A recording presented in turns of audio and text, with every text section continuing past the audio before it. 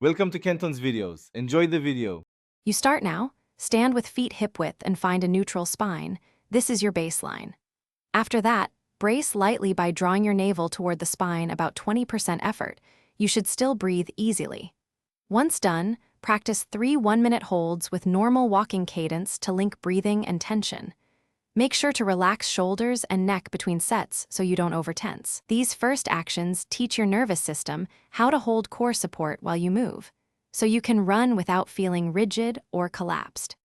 Once you can hold low-level core tension standing, take it into an easy 8 to 10-minute jog. Keep that 20% engagement so it supports but doesn't restrict. While you run, cue yourself with short reminders. Chest lifted, hips level, pelvis neutral. These reduce wasteful rotation and improve efficiency. After the easy block, add 4 30-second dynamic drills, high knees, butt kicks, skips, and single leg balance to reinforce timing between hip drive and core. This middle phase builds coordination. You finish with a 5 to 8 minute cool-down jog and diaphragmatic breaths to reset the nervous system. This helps the core relax into proper resting length. If you feel low back pain, pelvic tilt, or fatigue, identify which cue slipped. Often the pelvis rotated or tension was too high.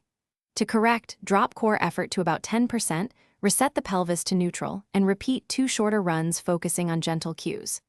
A quick troubleshooting tip: if pain persists, stop and test core, hold lying down to isolate the issue. Thanks for watching. Consider subscribing if we helped you.